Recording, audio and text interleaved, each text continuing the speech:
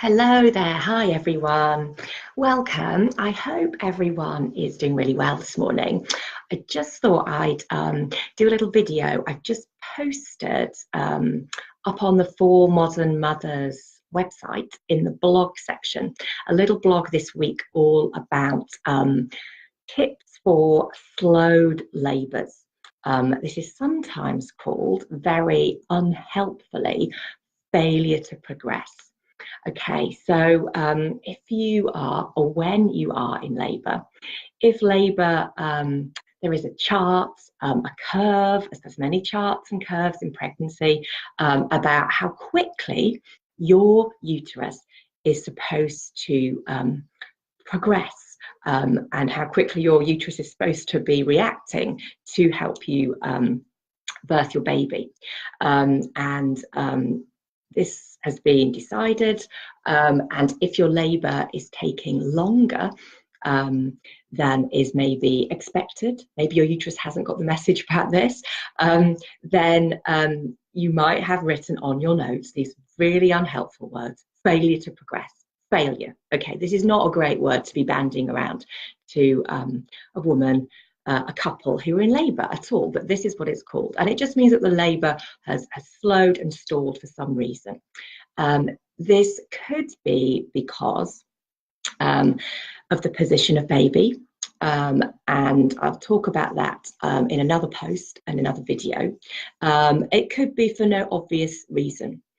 It might be because you have transitioned into hospital and the change of environment has slowed things.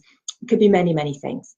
And if this happens, you may well be offered some kind of medical augmentation of your labour, which you may choose to go with, or you might want to try some other things before you go for that, before you go for an induction or some other means, to drugs to help speed up the surges, the contractions.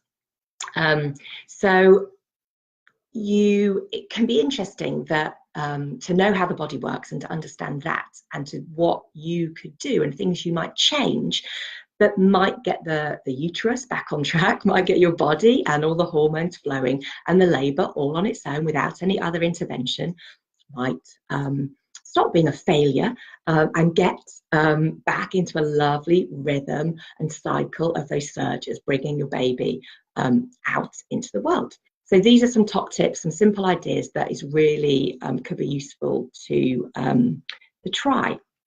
Also, you'll see, before I just go into them, on the blog post you'll see a link, because this chart, the uterus, the dilation and how that's supposed to happen, there is a chart that was followed and measured, and that's why midwives often will offer you a vaginal examination to see how dilated the uterus is.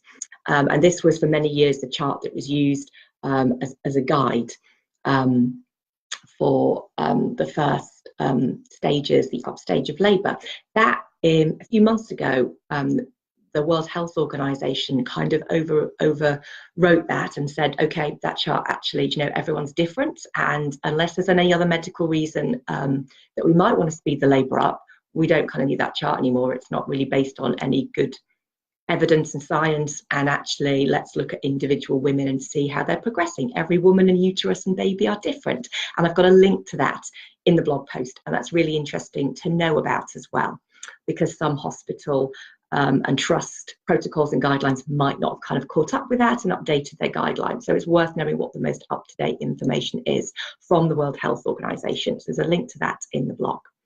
Okay, so anyway, if you're feeling, or if you're being put under any kind of pressure that the labour has slowed, has stalled, or this inappropriate, in my opinion, term failure to progress is mentioned, these are some things that you might want to look at that can help get the labour back on track and get your uterus back into a lovely rhythm and flow. So the first thing is to think mammal, okay, or as I like to say often, think like a cat, be a cat. So mammals, when they're birthing, and we are mammals, when they go into labour, they look for a place, an environment that is safe and dark and quiet, and where they can feel unobserved, and where they can feel relaxed and calm and at ease. So if you think about that from our own human point of view, what is the space you're birthing in, you're labouring in? What is it like? Is it dark? Is it dimly lit with little tea lights and candles, or are there some big overhead lights on? Is it warm and cosy, or is it quite cool? Do you want some extra layers on, or an extra heater? Who's in the room with you? Do you know them? Do you feel comfortable with them? Is there lots of chit chat going on? Are they talking? Are they disturbing you? Are they disturbing your body? Are they asking lots of questions? And that's disturbing your mind and your neocortex, your thinking brain. And we want to get back into our mammalian brain, our old brain, and let our body and the hormones work to birth our baby as we were designed to do. So all these things, the birth environment, the darkness, the privacy, the safety, that you feel relaxed and calm, are hugely important in the flow of hormones in labour and birth. Okay, the oxytocin we want to flow, and that will help stimulate the surges. We want the endorphins to flow, where they work together, so they act as natural painkillers. And we want to keep any stress hormones down, adrenaline and cortisol. So I talk about this a lot on the Hypnobirthing course, and about the hormones and how they work. But anything that makes you feel stressed or anxious about the space you're in will inhibit your body and labour working in a physiological way. So see what we can do about that. First thing, think animal, think mammal, think cat. The second thing is movement. Okay, what position are you in, or have you been in? Maybe have a little walk around, maybe come to all fours, maybe on a birth ball, circling your hips, get off the bed if you're on the bed, kneeling, if there's a birth stool in the room, anything. Just try a bit of movement, try and change the energy in the room, moving the pelvis, moving the muscles around. See if you can do what instinctively, intuitively feels good. That can really help too. And again, active birth, active labour is something that we look at in detail on the course. Eating and drinking. So your uterus, your womb, is a muscle, and it's working really hard in labour, and it needs energy. So keeping up energy, lots of good, delicious small snacks usually can work well, like energy balls. Some people like jelly beans. Some people even just take spoons of honey. Just good food that you really like. Make sure you have to hand lots of really delicious snacks, and keep hydrated too, so your body can work really well. It's not lacking energy.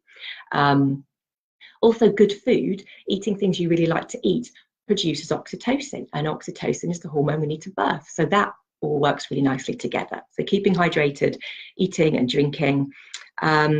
Acupuncture and acupressure can be beneficial. So if you've been having acupuncture in pregnancy, and that can be really common and really lovely and really beneficial too, you could have your acupuncturist available perhaps to come to your home, or to the hospital, the birth centre, wherever you're birthing, sorry, or acupressure points.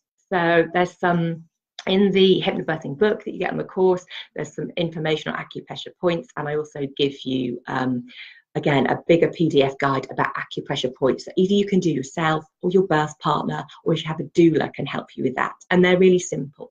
There's one on the ankle, there's one on the hand, different ones you can use that can be really beneficial. And the acupressure, again, can help to release any stiffness, and that can help maybe progress the labour through. So that's worth exploring and having a look at.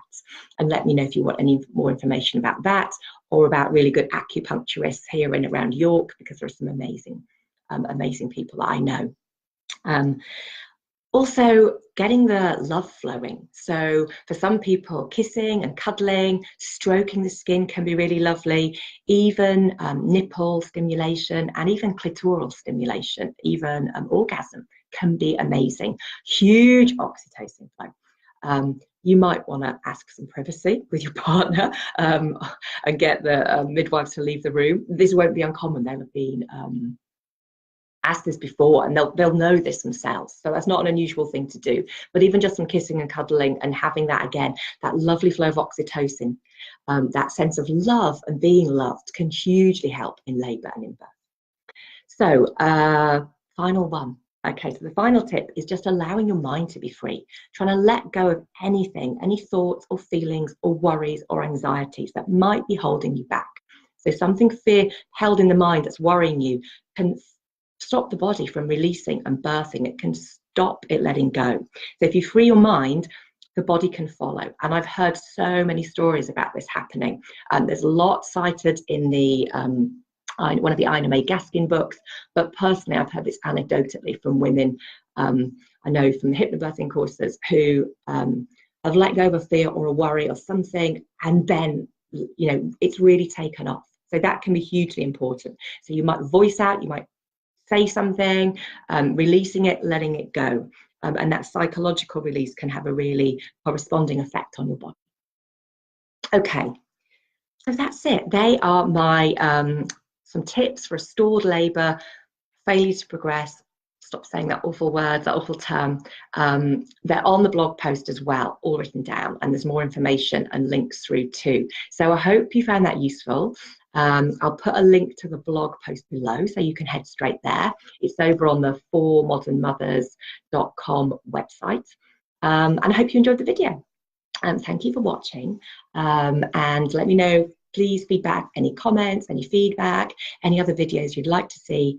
Let me know if you want any more info about my hypnobirthing courses too, and have a lovely rest of the day and take care. Thank you so much. Bye.